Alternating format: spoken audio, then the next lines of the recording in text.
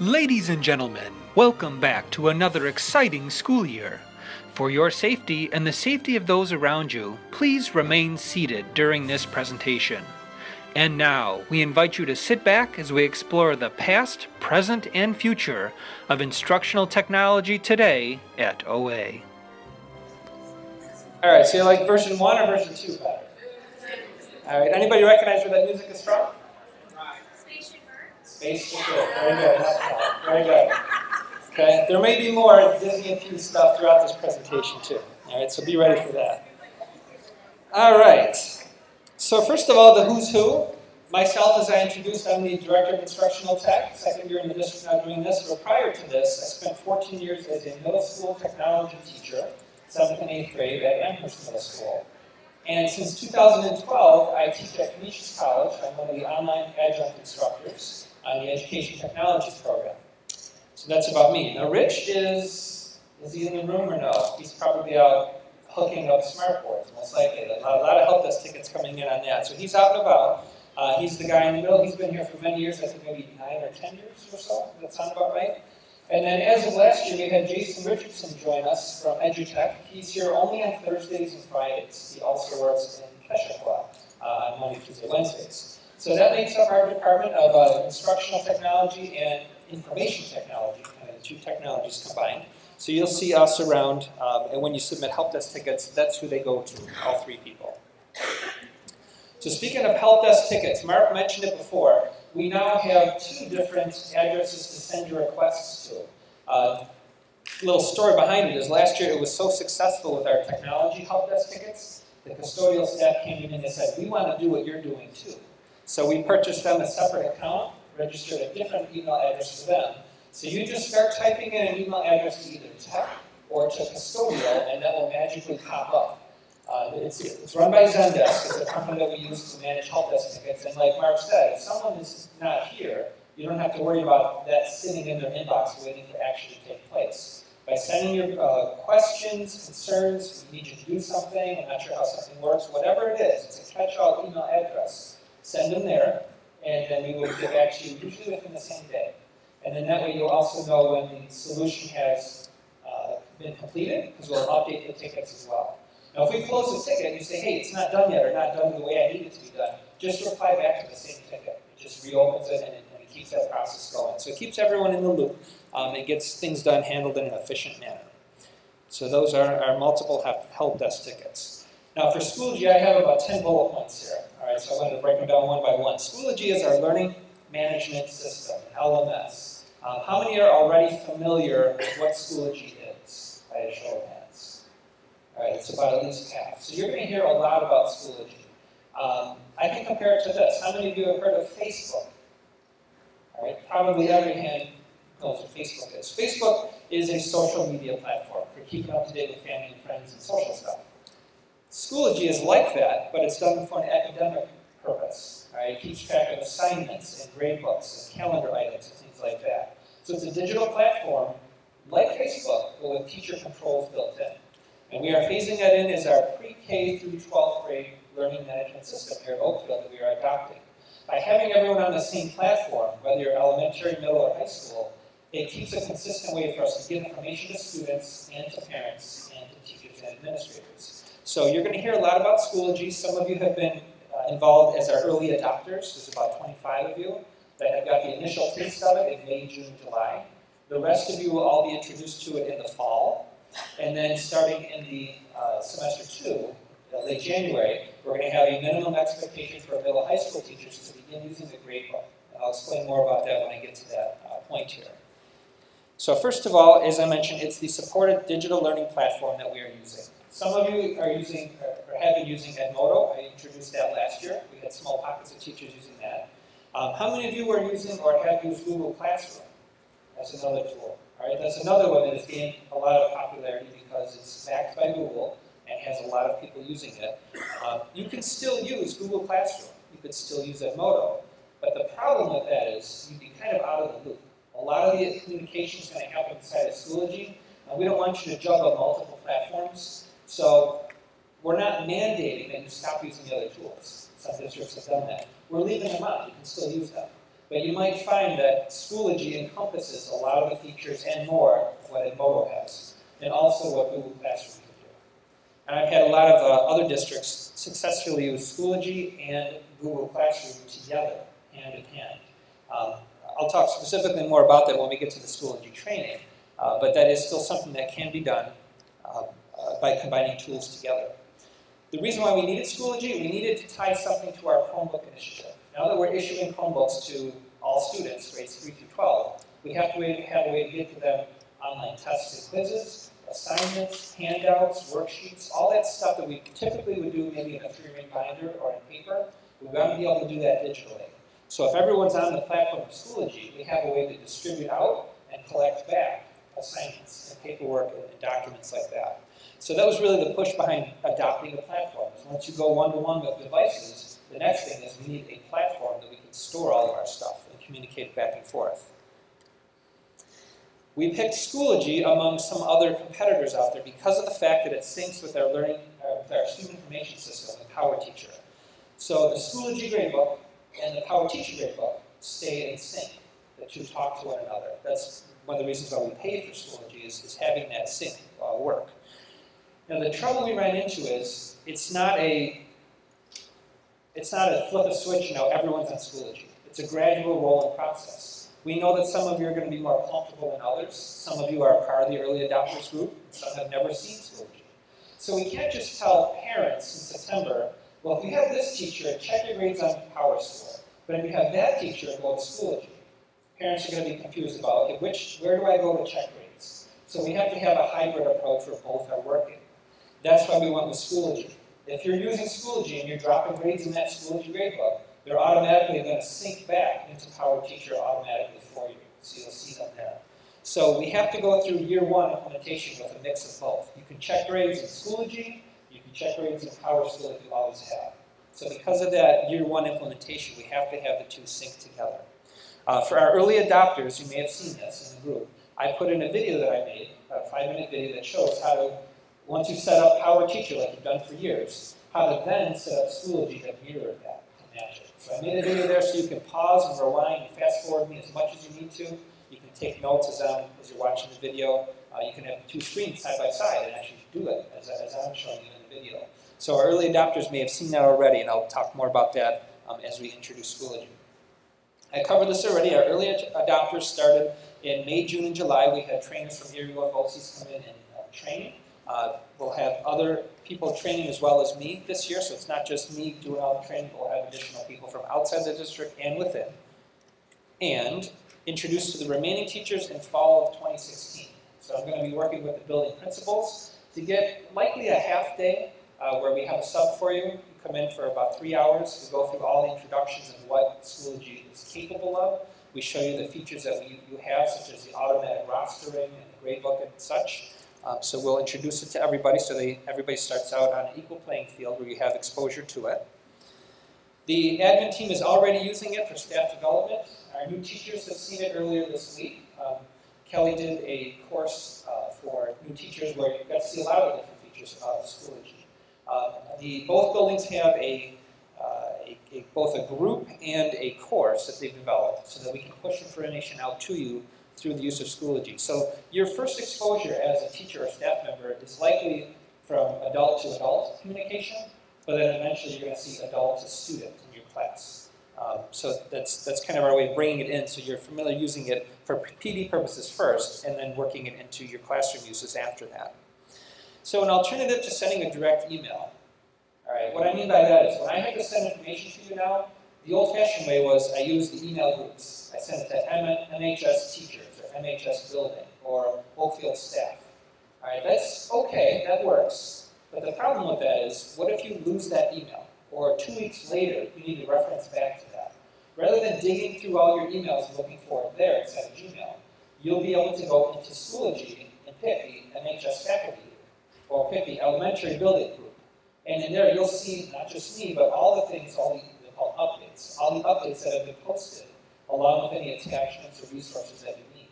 So rather than going into the archives of your email to look for something, you can jump into Schoology. You might be wondering, if I'm not looking at Schoology every day, how do I know that something's being posted there? Well, you will receive a notification email in Gmail that says, Rob's posted an update. And then it gives a little snippet of what that's about. If you want to check it out, there's a direct link right there. It brings you right into Schoology, and you can see it there. So this way you know that if something in the past is in the back of your mind, like, what was that thing JC sent about uploading the syllabus? You can jump right into Schoology and easily find a running chronological list of all those announcements, rather than going to Gmail and searching JC Montroy and then looking at all the stuff that he sent. So that might be an easier way, I think, to look at archive stuff after the fact, when you need to look for something that, that you need to recall. Schoology is ready right now for early adopters. All of your courses and all of the rosters within your courses are auto-populated inside of Schoology. All right, how many have seen that already? How many have gone in and seen that? Okay.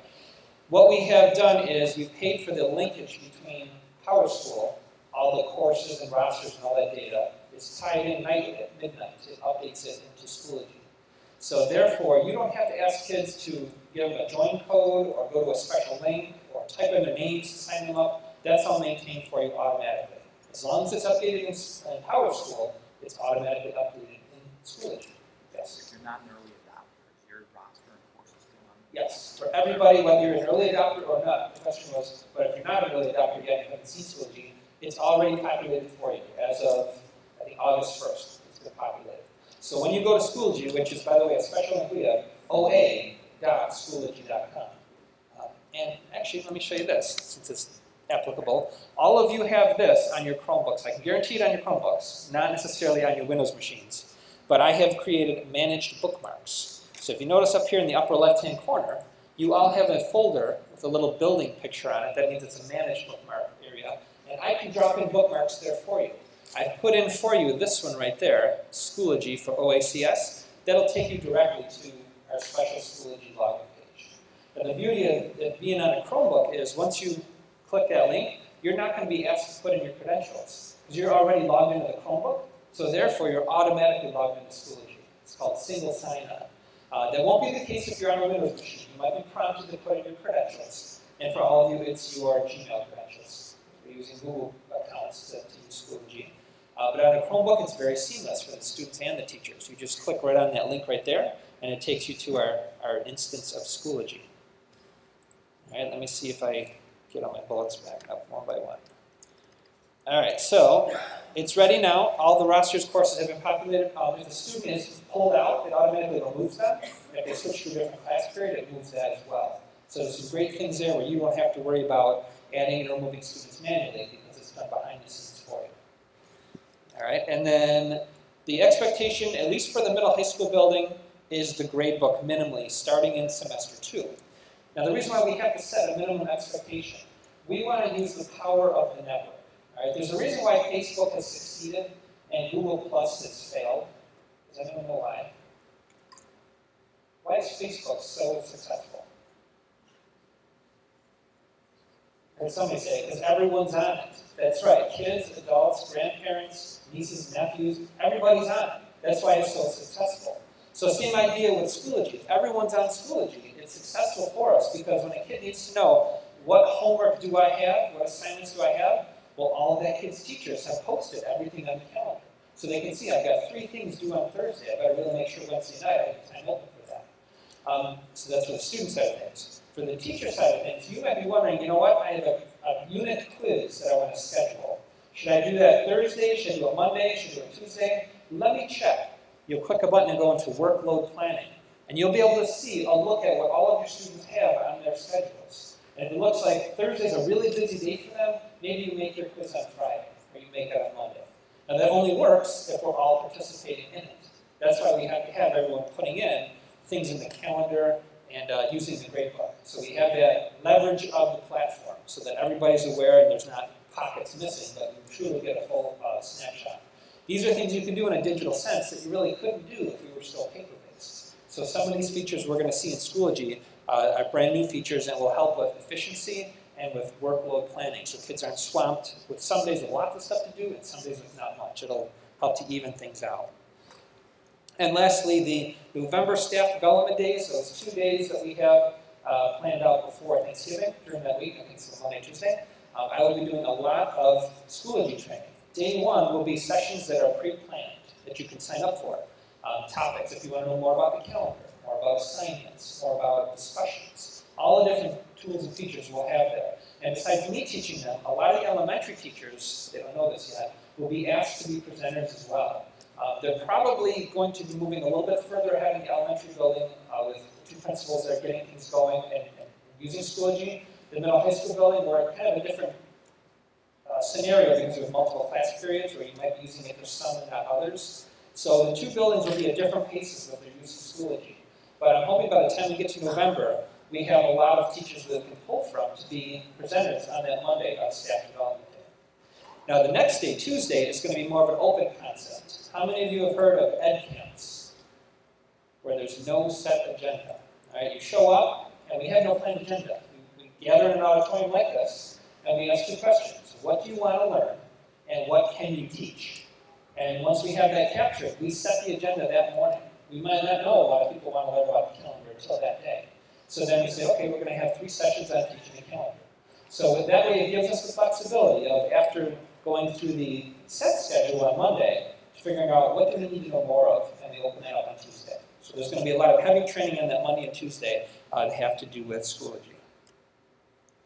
Continuing on with our Google Apps for Education, we really brought this to the forefront last year when we created accounts for all students, pre-K through 12. Not that our pre-K kids are going to use accounts, but we created them for them. There in yellow you can see is the format. It's the first name, last name, 2-digit graduation year. And for them we add the word students in there, right? In addition to ours, which do not have the word students in there. Email, I got to remind you, is limited for them. I call it email and with training wheels. They can't email out and receive emails from everybody in the world like we can with our teacher accounts. And that's done for a purpose. We don't want them to have a flooded inbox with all sorts of advertisements and just junk that they don't need. So we have it limited to send and receive within our domain only. However, there will be exceptions to that rule. Sometimes you sign up for a service, maybe BrainPop, and kids have to receive emails back from, anything at brainpop.com. We can do something called whitelisting. We can add in certain domains so that people are allowed to email into kids. But just be aware that email is different for the kids than it is for us. It's meant to be more restricted for the kids, but we have ability to open that up as needed. All right, so by a show of hands, how many people know what is that I'm pointing to in the upper right-hand corner of any Google tool that you're in? I happen to be in Google Drive on that screenshot, but this could be Gmail, could be Sheets, Docs, Slides, YouTube, any of the Google tools. Anybody know what that symbol is for? Tammy, what's it for? That's right. They're for the tutorials. It used to be called Synergized Training, and we paid $10 per adult employee per year to have that service. And then all the kids got it for free. How many people have used it? All right, small pockets of people. I introduced it not at the beginning of the year last year, so not everybody knew about it. This is such a great tool that Google decided to buy this Toronto-based company and now make it available for free to all educational institutions and corporate businesses too. So no longer do we have to pay for it. It's completely free. So let me show you what it is. If I jump over to, I'll jump over to Google Drive. All right, and you'll see this symbol in the upper right-hand corner.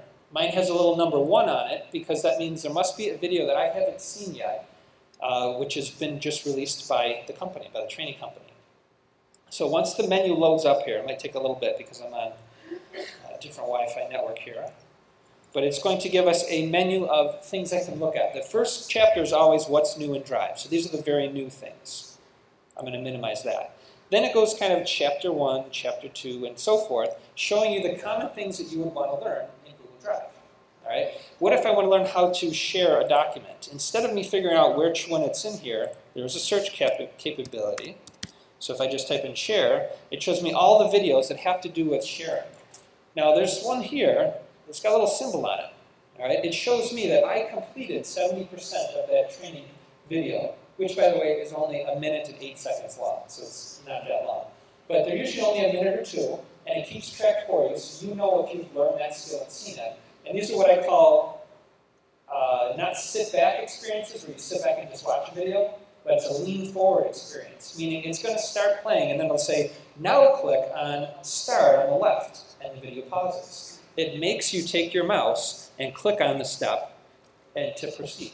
So it's one of those things where it's a step-by-step thing, where it's not just going to run through the video and not quiz you along the way, but it'll train you as you go.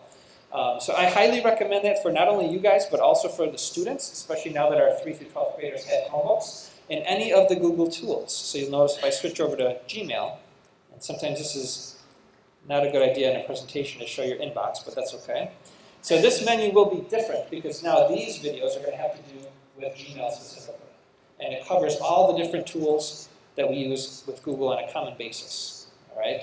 If you ever want to see all of them, you can click on the little settings gear, and then you have settings down there.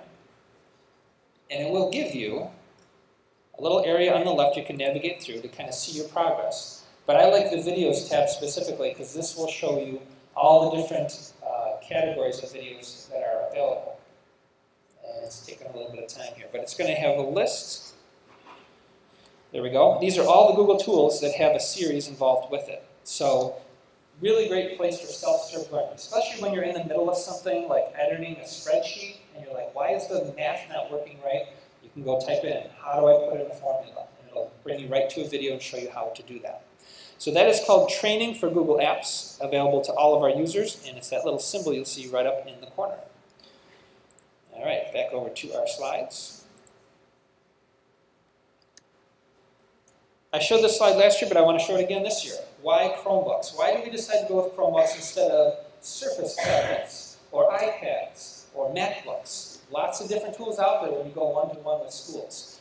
Chromebooks happen to be everything on the right-hand side is the benefits. You lift the lid, and with under 10 seconds, you're online, ready to go. Even if you have to reboot your machine, it's not a big deal because it takes only 10 seconds. You don't have to wait for a 5-minute Windows login, building a profile, all that kind of stuff. Typical cost is always a factor because we can buy 2 or 3 Chromebooks for every Windows machine that we buy. It updates itself automatically, which means it actually gets faster over time. Some of you that might have Windows desktops or laptops at home, you know that the older it gets, the slower it gets, kind of like a human being. Well, Chromebooks somehow have changed that model, and they get updated every 6 to 8 weeks with a brand new version. Like right now, it's Chrome version 52. When you guys left in June, it was 49. So it's always being updated every 6 to 8 weeks with major updates, and every 3 to 5 days with minor updates. And that all happens in the background. You're not asked to do any manual updates, it just happens. If you ever see, though, in the bottom right-hand corner, a little arrow that's pointing up, that's telling you to please reboot your computer, the 10-second reboot, because it needs to apply an update that it downloaded on its own. I notice that a lot when I see student computers, and I just tell them, hit that little button right there. It'll take 10 seconds, it'll update it, and it'll probably run faster. All right, so those are the kind of the comparisons of why we decided to go, leaving the traditional legacy world of Windows and moving now into the world of Chrome OS. So the one-to-one student Chromebooks. This slide last year had 3 bullet points in it because it was going to be a 3-year phase-in before we covered everybody in grades 3 to 12. The good news is we now are able to do it in just 2 years instead of 3, thanks to New York State taxpayers all across the state because we approved the Smart Schools Bond Act in 2014 in November. So we have the funding now to get everybody covered. So we purchased the additional Chromebooks this year. Grades 3 through 12 are now covered. And the Chromebook Policy Handbook, I'm going to click this link and show you where it's going to take us to. I had to put, for compliance reasons, this up on our district website so that this document is in a place for all people to see all across the state, since all taxpayers had a role in getting us this technology. So on the left-hand side are those 3 main links. This is the one right here. The Chromebook Policy Handbook is a Google Doc I've created. This is what we printed out and handed out to all of the parents. But if teachers want to see it as well, you can. This covers all the different aspects of using a Chromebook within the district. So it is not too bad. I got it down to 10 pages. It used to be more. Everything we're taking care of it, how we distribute, how we collect them, how we manage them. It's kind of a one-stop shop to get all of that information. So feel free to reference that if you want to see more specific information about what was given to parents when it comes to using Chromebooks within the district. All right, next slide. The parent meetings we had, they were held August 8th and 10th at 6 p.m. right here. I did record them, so I'll show you in a second where you can go and watch them on YouTube. The pickup dates, as I mentioned, is this week, yesterday, today, and tomorrow, 9 to 2. And the elementary Chromebooks were delivered to classrooms already. So grades 3 through 6 have had them for a couple of weeks. Elementary Chromebooks are primarily staying on campus. There'll be some times where they take them home. not for an extended period of time, but just every now and then. It's up to the teacher on how they do that. But grades 7 through 12, middle and high school, it's required to go home because that's where the charging takes place. We send our chargers home, so all those middle and high school kids are charging their Chromebooks each night. If they bring it to school and it's not charged, we will have charging stations available. We have to figure out where those pockets of places are going to be. But really, if you throw it on the charger for 10 minutes, you're going to get at least an hour or two of usage. So there are going to be ways where, if they come up with a dead Chromebook, it's not the end of the world. We'll be able to find a way to charge them up. And we can put additional chargers in classrooms as well. They're about $20, $25 a piece, so I can get a bunch of those and we can put them in places where need be. But the expectation is the kids come in with a fully charged Chromebook. If they plug it in every night, they're going to get 8 to 10 hours of straight constant use. And a school day is not even that long. So even if it was on, full screen on all day long, you'd still have power at the end of the day. So that's another reason why we went with Chromebooks is the long battery life. There's no spinning hard drive inside of them. There's no CD-ROM drives, and that's typically what chews through battery power. So the good thing is they last a long time because of those changes. So the link right here is my blog, and I use this blog now for probably about 6 or 7 years now, robztraining.com. This is where I will put anything that I want the community of learners to know, whether that be teachers, parents, students, administrators, other schools. I present at national EdTech conferences that are linked on the right-hand side here. So I record, like I'm recording right now, the presentation, so I can throw it up there on YouTube for free and just make it available. So this is the August 8th parent meeting. This is the August 10th parent meeting. Very funny commercial there, by the way, too. That's a little plug, so you watch it. This is what we covered those 2 nights. I would say they were about the same. Probably Wednesday night, the August 10th one, had more questions from parents at the end, but both presentations are pretty much the same thing. The documents that parents got, here's the letter to parents, the optional insurance, that's another thing I should mention. We did not mandate purchasing of insurance for these Chromebooks. You kind of got to decide as a parent where you want to go with it. If you buy the insurance for $29, that's a one-time fee, only available the first 2 weeks of school to purchase it, covers the entire school year. There's unlimited claims, so if a student is very clumsy and keeps breaking that screen, no more money out of their pocket. That flat rate of $29 covers them the entire year. Also covers for other accidental damage, case breakages, screen breakages, everything like that. If you decide, though, as a parent, you don't want to pay the money, the $29, you're not requiring it, then you are subject to the repair fees. The repair fees is a 3-tiered structure. First incident, no matter how big or small it is, $35, flat rate. Second time, $75, and third time, full replacement value of $315. So it depends on what, how much you want to gamble. If you think your child will be fine with it, then don't pay the $29, but there's a breakage that costs you $35 the first time.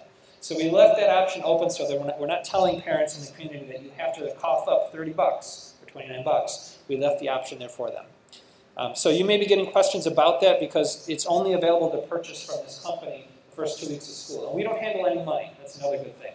The company we went with is called Safeware. They've been around since the 1980s doing exactly this, insuring school-owned devices. So the policy is written in the school's name, but it's the parents that pay the flat rate premium. And so it's all done on a portal through credit cards and debit cards, so we don't handle any money transactions back and forth, which is really a good thing.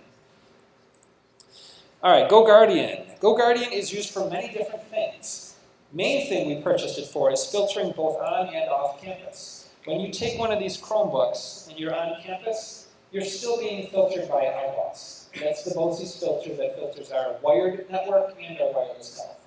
But when you leave campus and you're not using your Wi-Fi anymore, maybe you're using McDonald's Wi-Fi or your home Wi-Fi or wherever, or a library, we need you by law make sure these are still being filtered.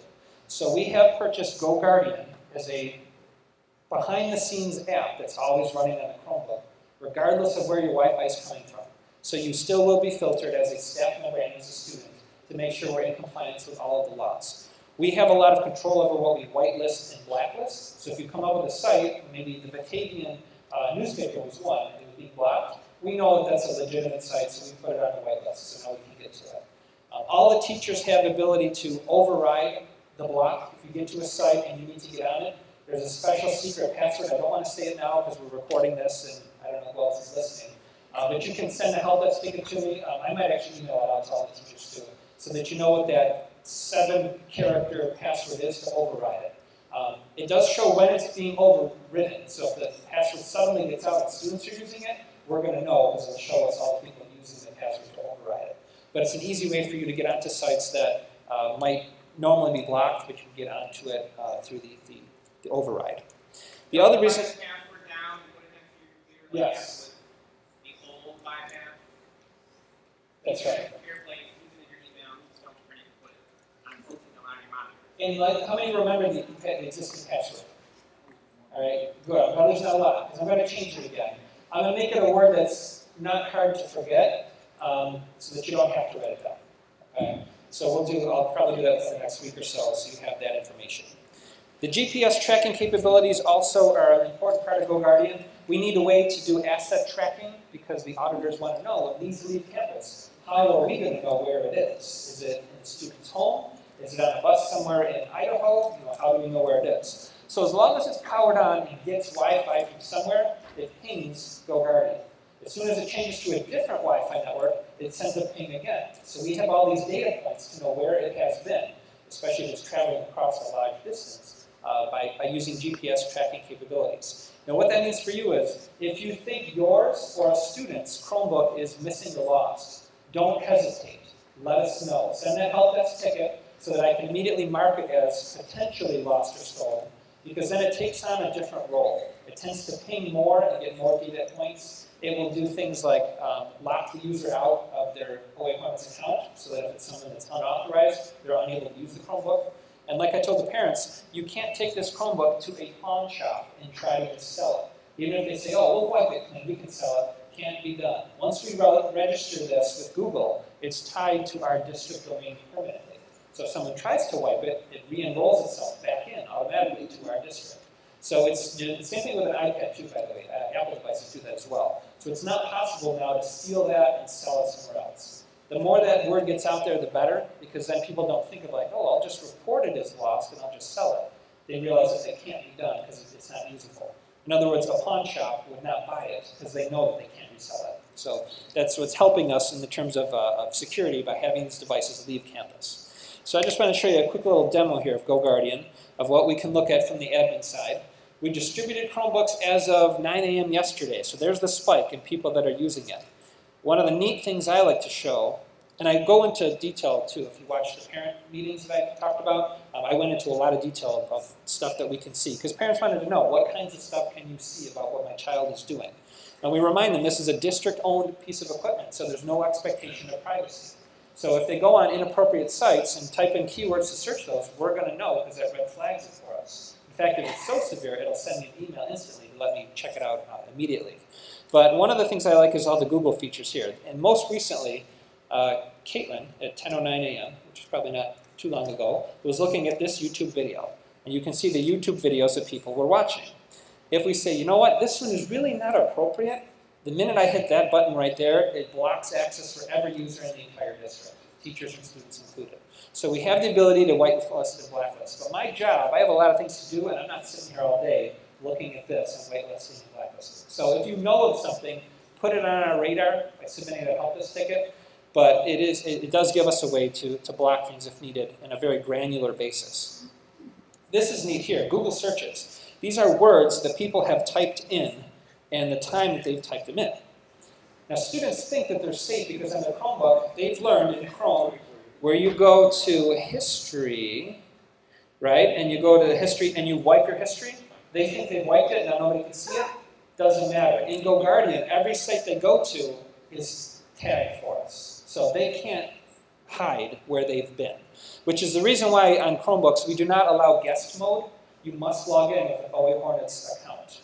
And we do not allow incognito mode, which is a way to make the browser not track things. So we've disabled those two things so that GoGuardian still has the capability of working. So yeah, some of these are interesting. I noticed a lot yesterday, like how to right-click on Chromebook, how to change desktop on Chromebook. You're probably seeing some things that are quite interesting here. You might recognize some of the names. But everything that's typed into a Google search bar shows up here. So, and if it's inappropriate and red flagged to a certain level, it'll instantly send us that email to let us know. This shows us Google Docs that people have been working on. You might notice some of your names there as well. It doesn't mean that I can get into these Google Docs because many of them are going to be private, just to you. It just tells us the title of it. So that helps us with students as well. We can see if they're using the documents that you guys are sending to them by looking at the log here. And I'm looking at an overview of the entire district. I can narrow this down to one specific user and see just their data. And then apps and extensions, on the left here, the most installed. These are things we've blacklisted. All right, and now's probably a good time to talk about that. We're going to tighten the reins in the beginning of the school year. Those teachers that were teaching grades 5, 6, and 7 last year, you might remember we had the Chrome Web Store open, so students can install any apps, any extensions, any themes that they wanted. However, installing Madden NFL and Ghost Island and Unicorn apps and the Baconator apps, there's things that can be big distractions. When you open up a page, you don't want every image on the page to automatically be a picture of bacon or a different unicorn on there, or cats or something like that. Stuff like that exists in the Chrome Web Store. And if we leave the Chrome Web Store open fully to students, they might discover that stuff, and now suddenly the Chromebooks, people are saying, why do we spend money on these things? They're just playing games. So we want to reduce that. Can't eliminate that, but we want to reduce that. So at the beginning of the year, we've locked down the Chrome Web Store. Students can only install about 10 apps that we've hand-selected that they can put on. We will revise that as the year goes on. Maybe it'll be a month or two, maybe a half a year, maybe it won't be at all. But based on the feedback we get from our tech committee and the teachers out in the field that are using them, we can change that policy to let the kids install apps. Because quite honestly, you go to a point where you tell the kids, you're going to make a poster project. Go out and find an app that works well. And you want them to be able to search the store and install free apps and try it out. And we just don't want them to get off track doing inappropriate things or time waster type things. So we're going to go with that policy at first, where we're very restrictive in the beginning, and then we open it up slowly as time goes on. That way we hopefully ensure that our investment of Chromebooks is seen as a good investment in productivity and not just in time-wasting apps that can be distracting for the kids. Did I hear a question somewhere? Yeah, I'm going to get to that too, yes. We have a lot of overrides on how we can get apps to students, so I'm going to get to that too so they can install. Any other questions on GoGuardian? Yes. Yes, I'm going to get to that too, yes, through Google Play for Education. I'm going to cover that in a second here. All right, so that was what I wanted to cover on GoGuardian. Let's go to our next slide here. Campus Wi-Fi changes. All right, the big one is we're adding 500 plus Chromebooks to our Wi-Fi network. That's a lot of devices that are not just occasionally used, but probably used most of the day. So we're really taxing our system. Good news is, a couple years ago, from what Mark was telling me, before I got here, the capital improvement project involved installing access points, like that one flashing right there, in every single classroom. That means the Chromebooks in your classroom are connecting to the device sitting in the ceiling in your classroom, or the adjacent classroom, because sometimes they do that. Hallways are not covered, so if you have kids working out in hallways, they might have trouble with Wi-Fi. We've noticed that in some pockets last year. But in classrooms, we can guarantee that there's going to be good, strong coverage. And when we're adding 500 Chromebooks to the mix, we don't want to still be having students' personal devices on the guest network using part of that bandwidth as well. So what we're going to do to change that is removing student access to the guest network. We're not going to have the password be an easily identified password like we did. Right now it was OACS, and then 2-digit month, 2-digit year. We did that so that everyone knew automatically the new monthly password. We're going to change that so that we're moving student access to guests, and now it becomes truly a guest network for people from the outside coming in, like a conference presenter or a parent coming in needing to get Wi-Fi. That will be done on a more limited basis to reduce the amount of devices that when you walk through the door, suddenly are pinging and connecting and downloading updates, and things happening in your pocket that you don't even realize. That happens a lot, especially with auditorium events or sporting events. All the parents walk in, it suddenly hit 500-600 devices on the Wi-Fi, and it slows it down for everybody. So we're going to give premium access to all of our Chromebooks. And for a student, if you have a Chromebook connected to the internet, then you really don't need your personal device so much connected, with a few exceptions. So we're going to remove that student access to guests starting on September 1st, so starting tomorrow. What that means for you, since some of you use the Wi-Fi network here for your devices, we will connect you one by one to our OACS guest network. Not guest network, the main network, OACS. But we're not going to give out that password. You'll have to see either myself or Rich, or possibly some of the other administrators, to have them set that up for you. Once you're in, you don't need to keep typing in that same password. It'll just stay the same for the whole school year. But we have to, again, limit that to what we would consider educational use. If you're saying you need it because you want to check Facebook during the day, or stream music. That's not considered educational use, and we have to really prioritize that bandwidth to educational uses. I know some of the phys ed teachers use their own personal devices to take attendance, so they need the Wi-Fi for that, maybe for an iPod or an iPad. So that is perfectly fine. That's an educational use. Some of you use it in class for educational reasons, like I did for 14 years as a tech teacher. So you need the district-provided Wi-Fi. So we'll deal with that on a case-by-case basis. But for now, you either come see us directly so we can type in the password for you, or you can submit a help desk ticket and then we'll find you so that we can set you up for that if you need it. How many of you have heard of AdBlock Plus or any kind of ad blocking extensions? All right. The reason why we have done this, we've automatically installed it on all district Chromebooks. So you're going to see this little symbol, and I got it up there. It's a stop sign symbol. It says ABP on it, just so you know. And this happens to say number 4 on it. AdBlock Plus is a way to make sure you're getting a fast internet experience. Because when you load up a web page, especially if it's an article for like the Wall Street Journal or New York Times, you know how you get those pop-on-screen ads, and then the banner ads on the side, and then the ads in between the paragraphs? This will eliminate all of that. And therefore, it will load the page faster. And it will reduce the amount of bandwidth consumed by hundreds of kids. So by us pushing this out to all Chromebooks, it's going to help us to be able to load pages quicker. There are some downsides, though. There might be some sites where you can't get to the content if you're using an ad blocker. So notice when I clicked on it, single click on it, I can do that. I can check the box so I disable it for that site. So it's a granular thing. If you, for some reason, have to disable it, you can just click right on it to disable it. It'll tell you how many are on the page. And this is kind of weird, but I'm in Google Slides, and they're showing me there are 4 things that were blocked. I don't see any ads. I wouldn't normally see them, but they are somewhere loading in the background. Likely it's Google tracking what you're doing, so it kind of blocks that access too. So you'll see a little number there. Some sites, there might be like 20 ads that are blocked. You'll be amazed at how that works. My wife likes this for a personal reason, for when she's on Facebook at home on her MacBook. We installed it there so that she no longer sees the ads on Facebook and the interstitial ads. Those are all removed as well. So not just for your professional lives, but for your personal lives too. Feel free to install AdBlock Plus. It's free on your Windows or Mac home computers as well. It'll help your internet experience go quicker. And the website is adblockplus.org. Be careful. A lot of imposters out there that are actually malware, bad things. There may be an adblockplus.com, which is like one you should install. So specifically, it's the .org. That's the site to go to. And if you're not sure, again, submit that help desk ticket, and I'll shoot you back the link directly. All right, moving on. And our next slide is about, the question was asked about how, as a teacher, do I get Chrome apps installed on my student devices? The first thing I have to say is, be careful if you even need to do that. Because the Chromebook is a web-based tool, you might just be able to go to brainpop.com and use BrainPop right there, instead of installing the BrainPop app. Some of us, because of cell phones especially, have gotten into the mindset that we need to install apps one by one on our device in order to use the internet. Not necessarily true. It might just be simply the app just links you directly to a web page. So it's like, why even bother? It's a quick way to get to things, but you don't always need to install an app. So just kind of think twice before you think, I want to use this new tool, I probably have to install the app. You might not have to. You might just be able to go directly to a website. But if you do, we have the ability to have you push out apps, push them and remove them to any user in the district. I've left the web store open, fully open for teachers, and I mentioned that earlier for now.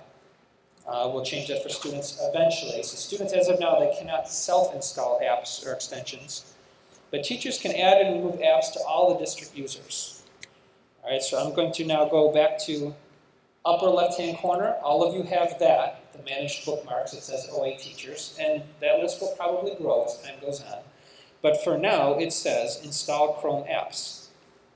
And I actually don't want to do it there. I'm going to open a new tab and do it there. So this is Google Play for Education. How many of you recognize this? I showed this in small groups last fall when I did some of the trainings. So these specifically are Chrome apps. Let's take an example here. Let's say that for Mr. Walter, we want him to have a Maps one. There's a Maps one I wanted to use here. So I'm going to search Maps. and it'll show me anything that has maps. Let's say map outlines was one. If I click on it, it will give me the install button. And this works, by the way, only if you're a teacher. Students, if they go to this page, it won't work for them. And if you're a teacher and it's not working, submit that help desk ticket because I got to add you in, especially if you're new to this or new to the district. Now, this is pretty neat. Of this specific app, 20 plus students have it. I can actually go and see, oh, Mrs. Panapento has it installed. I can see the students that have it all installed. And I can say, oh, okay, well, if I need help with this, I'm going to go see Mrs. Panapento because she's used it before. But we want to give this to Tom Walter, so I'll start typing his name just like I'm typing an email.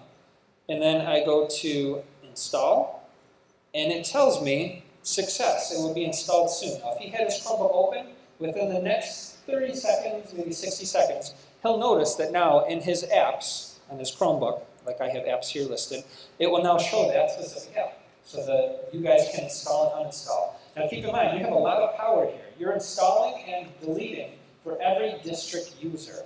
That doesn't mean just students, that means your fellow colleagues as well.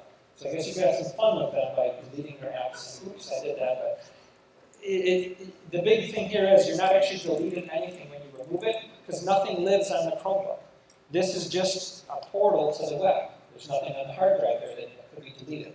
So therefore, we feel comfortable giving all the adult staff members the power to install and remove apps at any time by using that method. So remember, the way in is over here and going to install Chrome apps. I have to say it works probably 8 out of 10 times. Every once in a while, there's an app I find in the Chrome Web Store that I can't find in Google Play. But that is ever evolving, it's ever changing, and there's probably 2 million apps out there now, so there's always an alternative to one that you find that might not be available. A lot is changing in the world here. Google announced within the past year that Android apps that you install on your Android smartphone or tablet, which are touch-enabled, are now going to be available on Chromebooks. That was big news. And so that means we're now going to be able to add an additional couple of million apps that were not on the Chromebook, now suddenly are available on the Chromebook.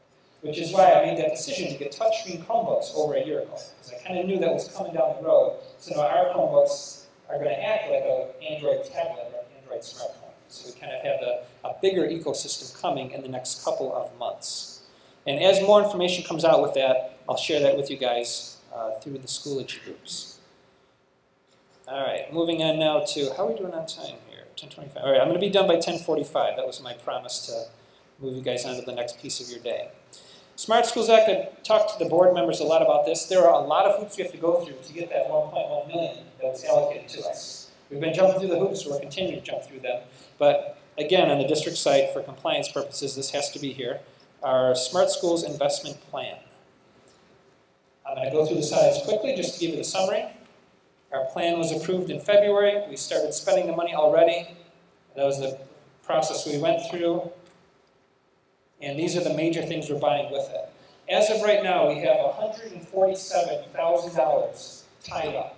We use that to buy hundreds of Chromebooks and one of the big flat pens. We have the receipts ready to submit those receipts to the state, but the state does not have their portal open yet. So we're in limbo right now. We need to give them the receipts for the $147,000. They give us that money back within 90 days, and then we re-spend that money on additional things. The additional things are going to be, the next phase is the interactive touchscreens, which are going to be replacing your smartboards in the classroom. So think of a 70 to 80-inch diagonal screen that's like a jumbo iPad. All touch sensitive, 10 touch points on it. It'll take the place of your smartboard, so no more projectors, no more calibrating the points, no more cables to hook up. All that you should see the help desk tickets we're getting now on smartboard hookups. All that's eliminated, and the room lights can be fully on because you're not dealing with a projector anymore to have these interactive touchscreens working. So that's the next piece. People are asking me all the time, when am I going to get mine? I wish I could tell you right away. I was hoping it was going to be September, but we're waiting on the state to open the portal to let us submit our receipts. And once we can do that, we're just going to keep spending and getting it back, spending and getting it back, recycling that money through. Because after all, that 1.1 million allotted to us is not coming out of local tax dollars. It's kind of like money that we can spend thanks to all the taxpayers across the state. So it's a pretty unique thing, and it's not like that in many other states. But this is a summary of all the things we are purchasing. We're having USB document cameras. Some of you have these already. These will replace the Elmo units that you have. The big touch screens. In fact, I've just been talking with ViewSonic. We're looking at getting an 84-inch model. Some of you that have seen the ones we've had 70s and 75s. Now we're looking at an 84-inch. So it's really a wall, a video wall, with home theater quality speakers and subwoofer, and a 4K resolution, by the way, too. So it'll be like an IMAX experience in your classroom. All right, so I'm really excited about that. In fact, I just ordered a Blu-ray ultra-high definition DVD player with some sample discs so we can try to see what that looks like. So some really cool things coming with that. Chrome boxes are the same thing as a Chrome book, except it's not in a laptop format. It's a little mini computer that we plug in the monitor and keyboard to. That's going to be the computer driving your interactive display. We have iPads coming later down the road, probably end of this year, early next year, so that we can increase the number of iPads we have. And then STEM robotics kits, this ties a lot really into the elementary grades and also to the tech ed department, so that we can teach programming and STEM skills. And then also, as you know, the touchscreen Chromebooks. Those were first on our list, and that's where we were able to obtain those to get them for this current school year. So that's the highlights of the Smart Schools Investment Plan.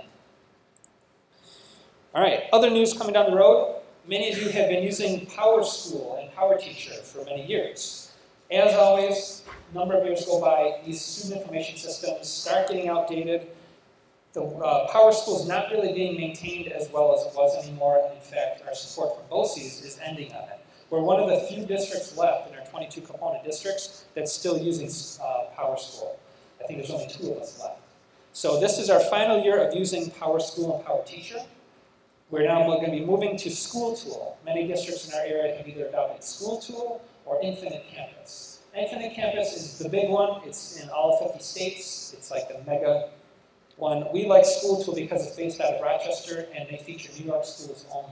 So they're very unique to New York, the needs of New York State. They update very often, and they're just down the road from us in Rochester. So we evaluated both of them, decided to go with School Tool, and that conversion is an 18-month process. It starts now in September. You won't really see any of it this school year. A lot happens behind the scenes. But starting next school year at this time, you'll be receiving some training on how to take attendance and use the gradebook features there. The good news is School Tool ties in with Schoology as well. So really, as a classroom teacher, all you care about now is Schoology, maintaining that gradebook, and the rest gets pushed out behind the scenes to School Tool and this year PowerSchool. So a lot of the behind the scenes stuff we don't want to involve you guys with because that's the stuff the IT staff should be working on. We're not paying you to be programmers, we're paying you to be teachers, so we don't want to have to worry about maintaining stuff behind the scenes, so that will be taken care of. All right, I want to show you this little 3-minute video. I'm very excited about these 3 new tools. How many people have used any of those 3 or familiar with? Explain Everything, Soundtrack, or WeVideo? Not that many, okay, just a couple. These are creation apps. A lot of the criticism that comes with Chromebooks is, why do we buy Chromebooks when iPads can do video production, can do audio podcasts, can make movies? Well, Chromebooks can do that too, but people aren't familiar with the web-based tools, and these are the 3 here. I was at the ISTE conference, which was in Denver in the end of June, and they just announced this. By buying all 3 together, you get a huge discount. It ends up being, after state aid, about $2 per student per year. So it's kind of a no-brainer to get these 3 packages. So this little 3-minute summary video is going to show you how. Molly Road Middle School is a public school. We're located in Blythewood, South Carolina. Our school is one-to-one technology, and so every child carries a Chromebook. You can give them a little piece of technology, like, here's a new app, enjoy this, and they'll run with it. All right, you should be logging into WeVideo. Today, I asked you to look at the flood documentary that you made. WeVideo is a communication platform where all types of media come together. They have to really think critically and decide, what are the pieces that my audience has to know? Maybe we'll show the clip after we mention the survivors. Okay. The best part is seeing them create something that they're really proud of and think, wow, I was capable of that and I didn't know it. $1,000 to repair her case. So go ahead and get with your partner. I'll get your Chromebook passed out to you. Using Explain Everything, we'll go ahead and creating our topic of mean, median, and mode. Explain Everything is an interactive whiteboard app. The number on the side represents the frequency. The numbers at the bottom represents the visitors. It really took about 15 minutes to learn how to use it. Okay, now we'll take the eraser and then erase us. Explain Everything definitely helps my students animate their thinking. So sit next to your partner for Human Body Project. We're working on Soundtrap to do our PSA, our public service announcement. Soundtrap is an app that students can use to capture audio and music and spoken word. This is Rachel and Michelle on the Michelle and Rachel podcast. They play it, they hear themselves, it's like, oh wait, that is not what I want to see. And so it gives them their own feedback. It also helps with cognitive thinking. We were trying to capture a twig snapping. We didn't have a twig, so we just broke a pencil. It makes the class more excitable, it makes it more interesting because it will be something that they look forward to hear all of it together. Chromebooks and the apps that we use allow students to level up in terms of creativity, collaboration, critical thinking. We teach the 21st century skills because we've got a 21st century learner.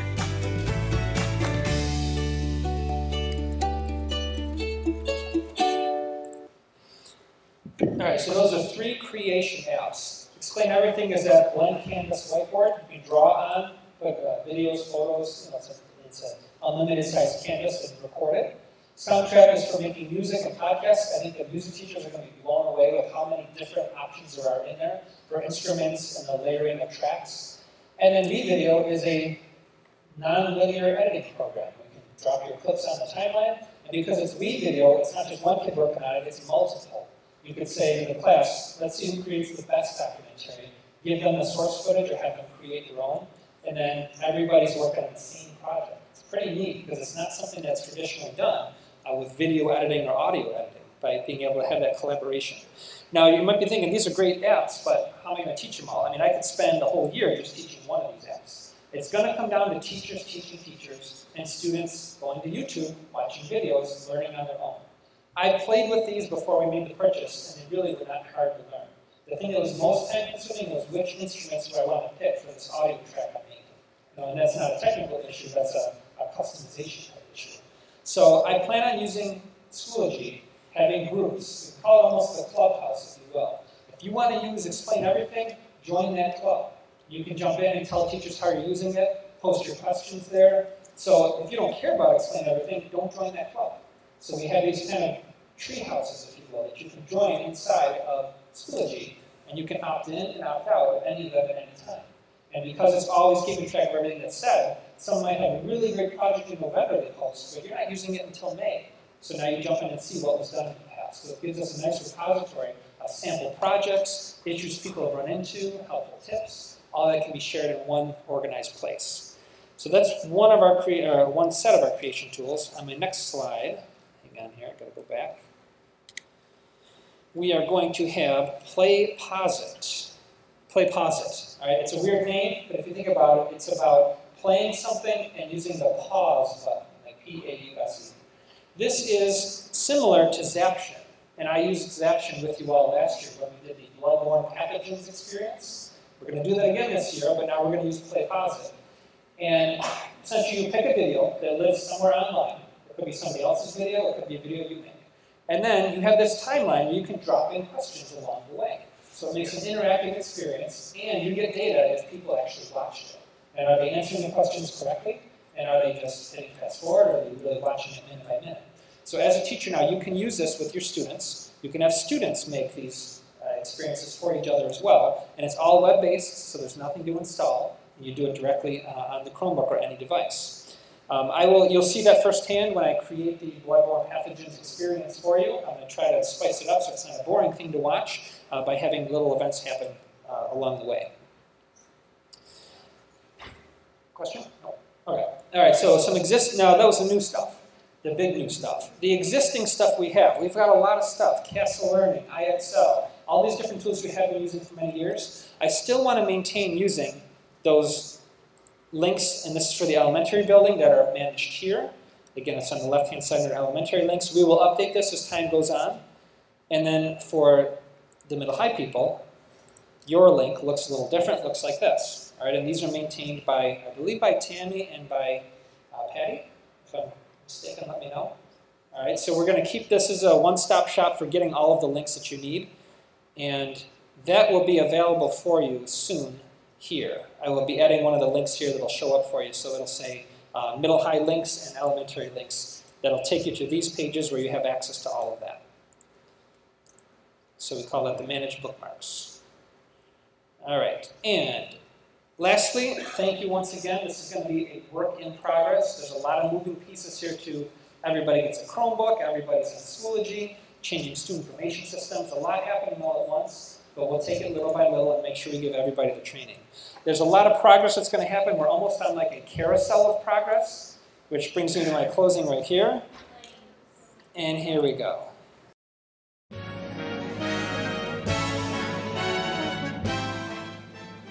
Ladies and gentlemen, thank you for joining us today. Please gather your belongings, take small children by the hand, and enjoy the rest of your day here at OA. And tomorrow is just a dream away. Man has a dream.